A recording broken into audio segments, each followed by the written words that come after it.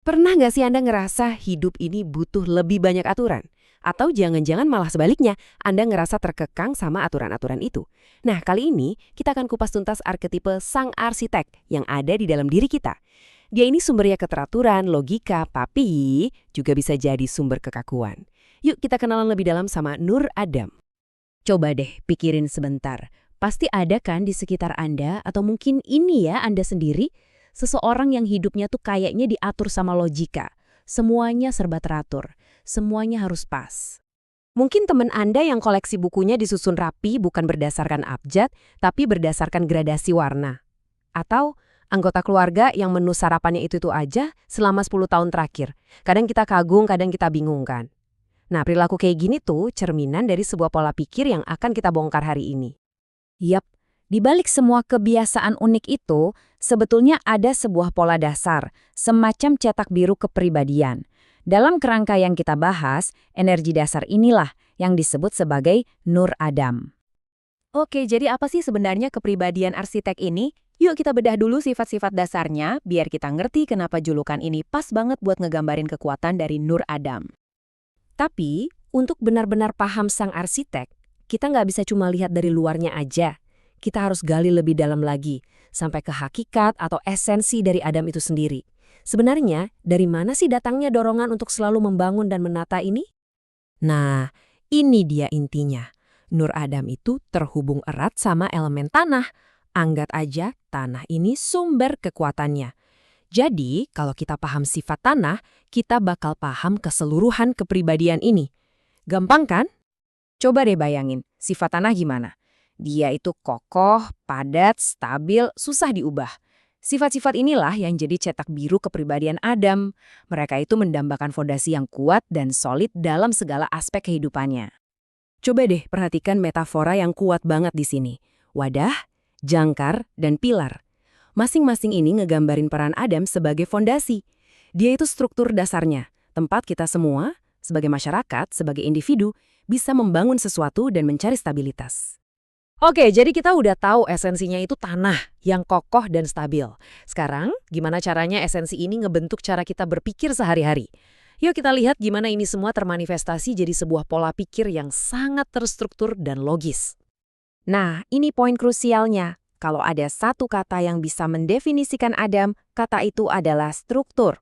Hasrat untuk menciptakan, memelihara, dan hidup di dalam sebuah keteraturan, itulah yang jadi mesin penggerak utamanya. Dan kekuatan ini muncul dalam banyak bentuk. Mereka itu jago banget soal logika. Bisa bikin sistem yang rumit jadi masuk akal. Hidupnya penuh dengan jadwal dan rencana yang jelas. Mereka juga sangat menghormati hukum, karena hukum itu kan struktur tertinggi di masyarakat. Dan kemampuan mereka buat misah-misahin masalah, kayak nyusun balok-balok ini, bikin mereka jadi sangat efisien dan percaya diri. Tapi, apa yang terjadi kalau hasrat akan struktur ini jadi berlebihan? Setiap kekuatan pasti punya sisi bayangannya. Fondasi yang tadinya kuat bisa berubah jadi tembok yang malah mengurung kita. Mari kita jelajahi sisi lemah dari pola pikir ini. Sisi bayangan ini biasanya muncul waktu nafsu atau gampangnya ego yang nggak terkendali mulai ngambil alih. Jadi, dorongan murni untuk menciptakan keteraturan itu seolah-olah dibajak sama keinginan untuk selalu merasa paling benar dan paling berkuasa. Nah, disitulah sifat-sifat positif tadi malah jadi destruktif.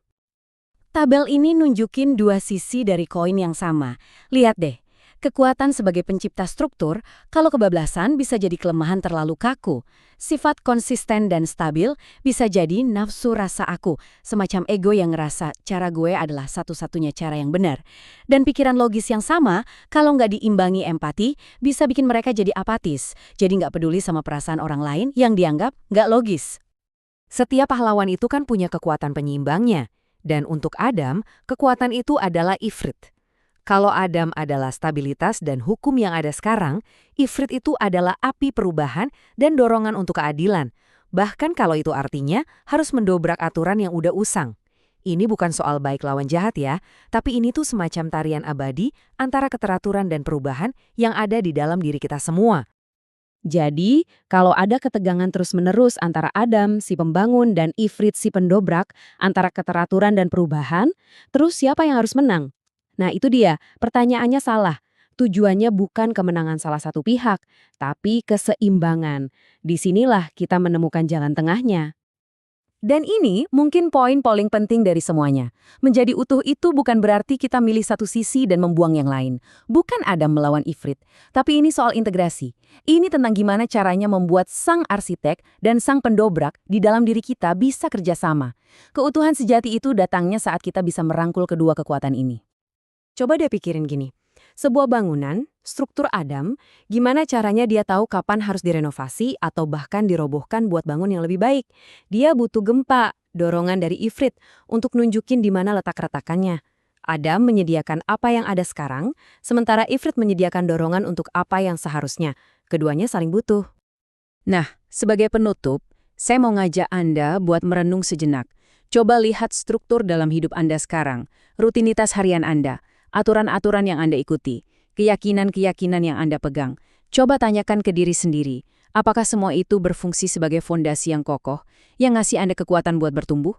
Atau jangan-jangan tanpa sadar semua itu udah jadi penjara yang justru membatasi potensi Anda?